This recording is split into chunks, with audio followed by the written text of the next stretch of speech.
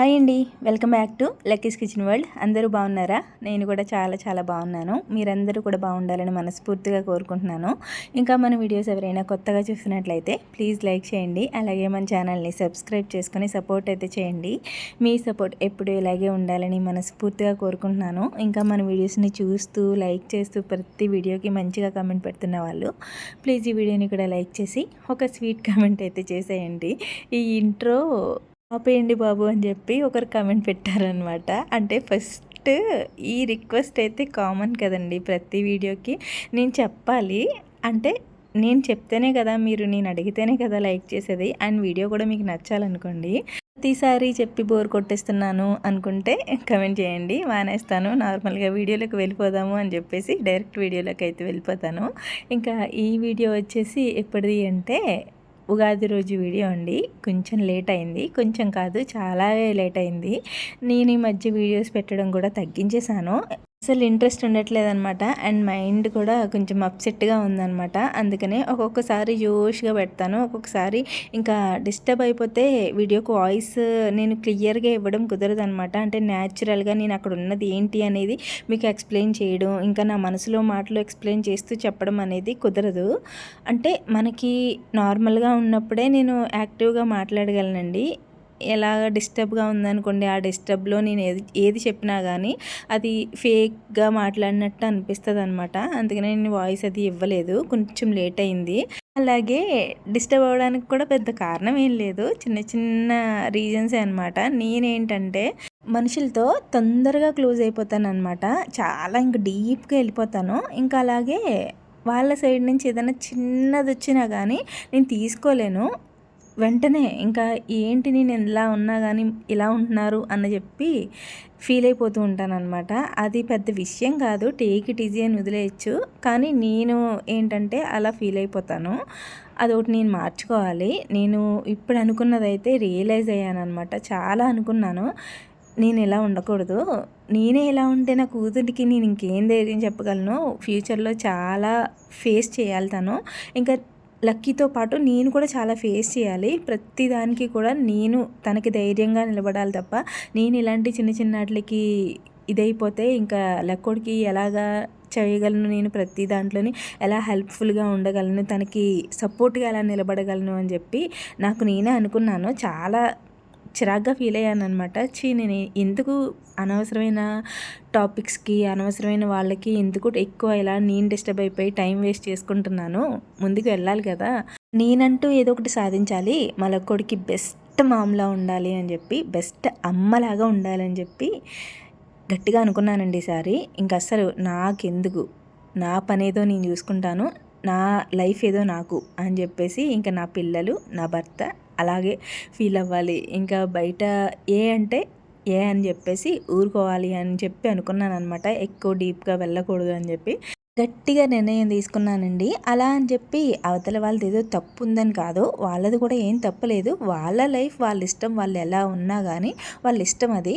నేనేంటంటే నాకు కొంచెం అతి ఎక్కువ అనమాట, ఎక్కువ ఫీల్ అయిపోతూ ఉంటాను అంతే. నాదే తప్పు ఇక్కడ, వాళ్ళది ఏం తప్పులేదు. ఇంకా నా కష్ట సుఖాలన్నీ మీతో చెప్పేసుకున్నాను కదా, ఫ్రీ అయిపోతానులేండి. ఇంకా మీరు మాత్రం ఈ సోదంతా మాకెందుకని తిట్టమాకండి నన్ను. ఇంక వీడియోలోకి అయితే వెళ్ళిపోదాము. ఉగాది రోజు వీడియో కదా, ఉదయం లేచిన వెంటనే మావాడైతే వచ్చాడు కదా హాస్టల్ నుంచి.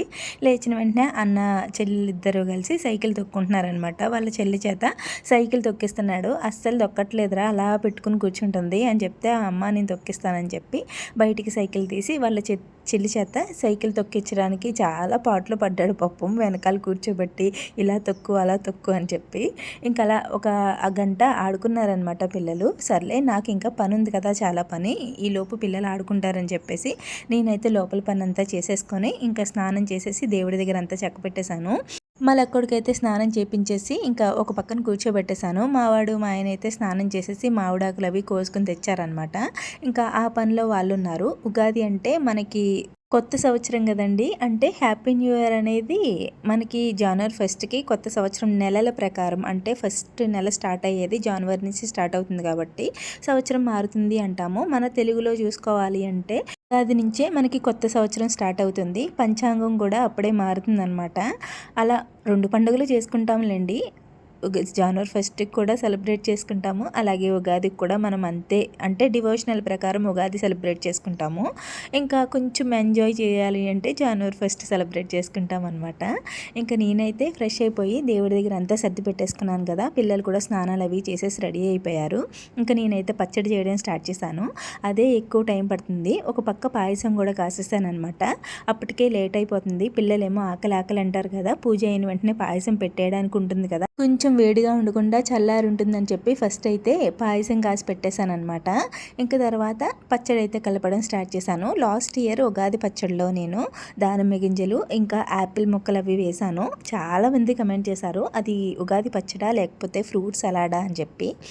మాకు యాక్చువల్గా మా అత్తగారికి ఉందండి ఉగాది పచ్చడి ఆనవాయి అనమాట, చేసుకుంటారు ఇక్కడ. మా అమ్మగారింటి దగ్గర ఉగాది పచ్చడి చేసుకోరు, బయట నుంచి తెస్తేనే తినేవాళ్ళం మేము. అంటే ఇరుగు పొరుగు వాళ్ళు ఇవ్వడం, లేకపోతే మా తాతగారి షాప్ దగ్గర ఇరుగు పొరుగు అంటే పక్క షాప్ వాళ్ళవి తెచ్చివ్వడం ఉంటుంది కదా, అలా తెచ్చి ఇస్తే ఇంటికి తెచ్చేవారు అనమాట. అదే తినేవాళ్ళము. అప్పుడంటే చిన్నప్పుడు కాబట్టి అంత ఇష్టంగా తినేవాళ్ళం కాదు, కానీ ఇప్పుడు తింటున్నాను. చాలా ఇష్టం ఉగాది పచ్చడి అంటే. అప్పుడు వాళ్ళు తెచ్చేటప్పుడు దాంట్లో ఫ్రూట్స్ ఉండేవన్నమాట. నేనేంటంటే ఫ్రూట్స్ వేసుకుంటారేమో అలా అని చెప్పేసి మా పెళ్ళి అయిన తర్వాత మా అత్తయ్య గారు కూడా నార్మల్గా మీరు చెప్పినట్టే ఉగాది పచ్చడి ఫ్రూట్స్ అవి ఏం వేయకుండా నార్మల్గానే చేసేవారు. నేను చెప్పాను అనమాట మా అత్తయ్య గారికి, మా సైడ్ ఫ్రూట్స్ వేసుకుంటారండి అని చెప్పి ఫ్రూట్స్ తెప్పించి వేసేదాన్ని. అలా అప్పటి నుంచి ఫ్రూట్స్ వేయడం అలవాటైంది. లాస్ట్ ఇయర్ నేను యూట్యూబ్ ఛానల్ పెట్టిన తర్వాత లాస్ట్ ఇయర్ వీడియోలో చాలా కమెంట్స్ వచ్చాయి ఫ్రూట్స్ వేసుకోకూడదు అని చెప్పి. అందుకని చెప్పి ఈ సంవత్సరం అయితే ఫ్రూట్స్ అయితే నేను అవాయిడ్ చేసేసానండి, పక్కన పెట్టేశాను. ఏదైనా సరే మనకి తెలియనప్పుడు కనీసం చెప్పిన వాళ్ళ మాట వినాలి కాబట్టి మీ సజెషన్ అయితే తీసుకున్నాను. ఈ సంవత్సరం అయితే ఉగాది పచ్చడిలో ఏమీ వేయలేదు, ఓన్లీ ఉగాది పచ్చడి ఎలా చేసుకుంటామో అలాగే చేశాను. మా సైడ్ అయితే ఇలాగే చేసుకుంటారండి, ఫ్రూట్స్ వేయొద్దన్నారు కాబట్టి వేయలేదు. కానీ అరటిపళ్ళు వేసుకుంటాము, ఎందుకంటే చిక్కదనం కోసం వేసుకుంటారనమాట కంపల్సరీ. అరటిపండు గుజ్జు అయితే వేశాను, ఇంకా చింతపండు, ఇవన్నీ కామనే కదా, వేప పువ్వు ఇవన్నీ కామనే కాబట్టి నైట్ నేను వేప పువ్వు శుభ్రం చేసి పడుకునేటప్పటికి 11:30 అయింది. చాలా పని అనమాట అది. ఎక్కువ పువ్వులా వేసామనుకోండి పచ్చడి అంతా చేదొచ్చేస్తుంది అనమాట. అదంతా నీట్గా శుభ్రం చేసుకొని ఒక బాక్స్లో పెట్టుకొని ఇంకా ఉదయానికి రెడీగా ఉంటుందని చెప్పి నైట్ శుభ్రం చేసి పడుకున్నాను. అందుకే నాకు కొంచెం ఉదయానికి తేలిగ్గా అయిందనమాట. ఇంకా పచ్చడి ఉగాది పచ్చడి నేను చేసే క్వాంటిటీ కొంచెం ఎక్కువనే చేస్తాను. ఇంకా ఎక్కువ చేసుకునే వాళ్ళం, దాన్ని నిండా చేసుకునే వాళ్ళం అనమాట. అంటే మాకు పొలం చేసేవాళ్ళు ఇంకా ఇంట్లో పని చేసేవాళ్ళు అప్పట్లో ఎక్కువగా ఉండేవారు. ఎక్కువ చేసుకుని వాళ్ళందరికీ పంచిపెట్టేవాళ్ళం. ఇంకా ఊళ్ళో ఉగాది పచ్చడి ఆనవాయి లేని వాళ్ళు, చేసుకోలేని వాళ్ళు ఉంటారు కదా, వాళ్ళకి ఇచ్చేవాళ్ళం. ఇంకా మా అమ్మగారింటి దగ్గర కూడా చేసుకోవాలి కాబట్టి వాళ్ళకి ఇచ్చేవాళ్ళము. అలా ఎక్కువగా చేసేవాళ్ళం అనమాట. కానీ ఇప్పుడు తగ్గిపోయింది బాగా, ఎందుకంటే ఎవరి మట్టికి వాళ్ళే చేసుకుంటున్నారు. ఇంకా ఎక్కువ చేసుకున్నా మిగిలిపోవడం అది అవుతుందని చెప్పి సింపుల్గానే చేసుకుంటున్నాము. ఇప్పుడైనా కొంచెం ఎక్కువ క్వాంటిటీలోనే చేశాను నేనైతే, ఎందుకంటే మా అమ్మగారింటికి అలాగే మా హస్బెండ్ వాళ్ళ మేనమామలకి అది పంపించాలి, కొంచెం చుట్టాలకి పంపించాలన్నమాట. మా అత్తయ్య గారు ఉన్నప్పుడు పంపించేవారనమాట. మా అత్తయ్య గారి తర్వాత కూడా నేను అదే కంటిన్యూ చేస్తాను, ఎందుకంటే మా అత్తయ్య గారి పేరు పోగొట్టడం నాకు ఇష్టం లేదు. మా సుబ్బలక్ష్మి ఉన్నప్పుడు ఉగాది పచ్చడి పంపేది, అది లేదు కదా ఇంక ఇప్పుడు ఎవరు పంపుతారు అన్న మాట రాకూడదు. వాళ్ళ కోడల నుంచి కూడా పచ్చడి అలాగే వెళ్ళాలి, అది కంటిన్యూ అవ్వాలి. ఆవిడ లేదు అన్న మాట రాకూడదు ఎవరి నోట్లోంచి. లేదు కాబట్టి చేయలేదు, లేదు కాబట్టి పంపలేదు అన్న మాట రాకూడదు.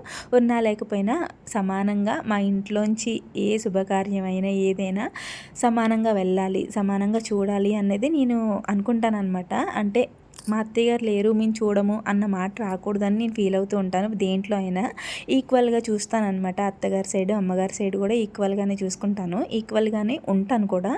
అది కూడా అవతల వాళ్ళు మనల్ని రిసీవ్ చేసుకునే పద్ధతిని బట్టి ఉంటాను. అవతల వాళ్ళకి ఇంట్రెస్ట్ లేదు అంటే నేను కూడా తగ్గిస్తాను. అవతల వాళ్ళు కూడా మనల్ని మనం ట్రీట్ చేస్తున్నట్టే ట్రీట్ చేస్తున్నారు అంటే వాళ్ళతో బాండింగ్ని అలాగే కంటిన్యూ చేస్తానన్నమాట. వాళ్ళల్లో చెప్పుకోవాలి అంటే మెయిన్ చిన్నమ్మ గారు, మా హస్బెండ్ వాళ్ళ మేనత్త మేనమామ అనమాట. మా బాండింగ్ అలాగే ఉంటుంది. నా పెళ్ళైన దగ్గర నుంచి ఎలాగుందో ఇప్పటికీ అలాగే కంటిన్యూ అయింది. ఇంకా పచ్చడి చేయడం అయిపోయిన తర్వాత ఇంట్లో పూజ చేసేసుకున్నాము. పూజ చేసుకుని మా ఊరి శివాలయానికి అయితే వెళ్ళామన్నమాట. శివాలయానికి వెళ్ళి ఫస్ట్ ప్రసాదం ఉగాది పచ్చడి ఫస్ట్ ప్రసాదం అక్కడే తింటామండి. చాలా సంవత్సరాల నుంచి కంటిన్యూ అవుతూ ఉందన్నమాట అది. ఇంకా గుడికి వెళ్ళిన వెంటనే దర్శనం అది అయిపోయిన తర్వాత వచ్చేసేటప్పుడు ప్రసాదం పెట్టేవారు.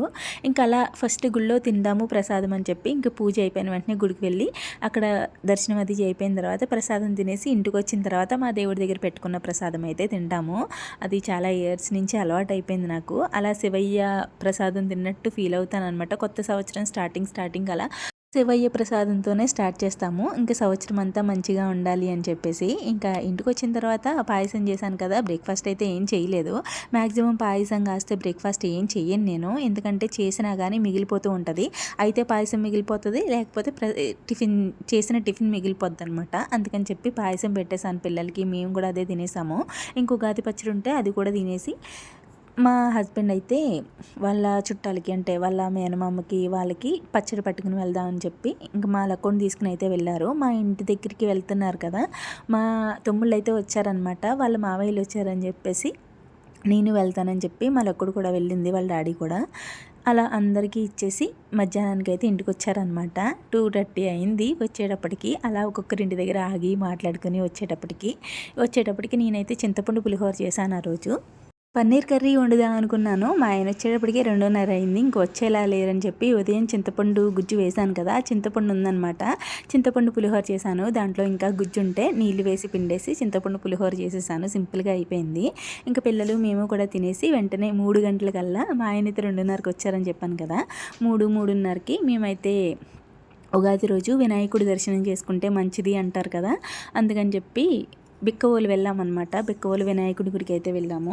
స్వయంభూ వినాయకుడు అండి. చాలా చాలా మహిమగల వినాయకుడు. చాలా అంటే కోరికలు తీరుతాయంటారు. ఆయన చెవిలో చెప్పుకుంటే మనం అనుకున్న కోరిక తీరుతుంది అంటారు. ఎప్పటి నుంచో నమ్ముతాను. నేనైతే మా పెళ్ళైన సంవత్సరం దగ్గర నుంచి ప్రతి సంవత్సరం వినాయకుడి గుడికే వెళ్తాను. అంటే ఉగాది రోజనే కాదు, సంవత్సరంలో ఒక్కసారైనా ఆ వినాయకుని దర్శనం చేసుకుని వస్తాము. నాకు చాలా చాలా కోరికలు తీరాయి. ఆయన చెవిలో చెప్పుకుంటాను నా కష్టాలన్నీ. అంటే నాకు ఏదైనా కోరుకుంది ఇది తీరాలి స్వామి అనుకుంటే ఆయన చెవిలో చెప్పుకుని వస్తాను. అది తీరిన తర్వాత మళ్ళీ దర్శనానికి అయితే వెళ్తాను. పెద్ద పెద్ద కోరికలు ఏం కాదండి, చాలా చిన్న చిన్న కోరికలు, నా తీర్చే కోరికలు అనమాట. అందుకనే స్వామి తీరుస్తారు. కోట్లు వచ్చేయాలంటే అవి కూడా రావండి. నేను చాలా చిన్నవే, నా కోరికలు చిన్నవే, నా ఆశ కూడా చిన్నదే అనమాట. పెద్దగా ఏమీ ఆశపడిపోను. ఇంకా అక్కడ వినాయకుడి దర్శనం అయ్యేటప్పటికి మాకు టైము 5 అలా అయిందనమాట. 5:30 అలా అయింది. ఇంకా మబ్బు వేసుకొచ్చేసింది అక్కడ వినాయకుడి గుడి దగ్గర ఉన్నప్పుడే. ఇంకా త్వరగా వెళ్ళిపోవచ్చు అని చెప్పి అక్కడికి దగ్గరలో ఉన్న సుబ్రహ్మణ్యేశ్వర స్వామి గుడి చాలా బాగుంటుంది నిజంగా. అక్కడ కూడా దర్శనం చేసుకుని వెళ్ళొచ్చు కదా అని చెప్పేసి అక్కడికైతే వెళ్ళామన్నమాట. కరెక్ట్గా గుడి లోపలికి అడుగు పెట్టామంతే వాన ఇంకా బీభత్సంగా కొట్టింది. 1:30 పైనే కొట్టిందనమాట వాన. అలా ఉండిపోయాం అక్కడే. ఇంకా అటు ఇటు కదలడానికి లేదు అసలు మాకు. కనీసం కారు దగ్గరికి వెళ్ళేటప్పటికైనా ఫుల్ తడిచిపోతాము, అంత బీభత్సంగా కొట్టిందనమాట వాన. మా సైడ్ లేదంట అసలు. ఫోన్ చేసి అడిగితే అసలు ఇక్కడ వానే లేదని చెప్పారు. ఏదో చినుకులు పడ్డాయి అంతే అని చెప్పారు. వాన కొంచెం తగ్గేటప్పటికి మేమైతే బయలుదేరిపోయాము. ఇంకా గబగబా పరిగెట్టుకుంటూ కారు దగ్గరికి అయితే వెళ్ళిపోయాము. కారులో కూర్చున్నాక ఇంకా వాన ఎంతైనా పర్వాలేదు కదా, అలా ఇంటికైతే వచ్చేసామన్నమాట. ఇంటికి వచ్చేటప్పటికి 6:30 అయింది. లేకపోతే 6 అయ్యేటప్పటికే ఇంటికైతే వచ్చేసేవాళ్ళము. దగ్గరే, మాకు పెద్ద దూరం ఏం కాదండి, అనుకుంటే వెళ్ళిపోవచ్చు అనమాట. అంటే తీసుకెళ్లే వాళ్ళు ఉంటే వెళ్ళొచ్చు అనమాట. ఇంకా నేనైతే వినాయకుడి దర్శనం చేసుకున్నాను కదా, ఫుల్ హ్యాపీ. ఇంటికి వచ్చేసిన తర్వాత పిల్లలకి మా ఆయనకి టిఫిన్ వేసి పెట్టేసి నేను కూడా తినేసి మీ కమెంట్స్ అన్నిటికీ రిప్లై ఇచ్చి పడుకుంటాను. ఉగాది రోజు అలా గడిచింది. ఇంతే ఈ వీడియో. మళ్ళీ వీడియోలో కలుద్దాం. Thanks for watching. బాయ్.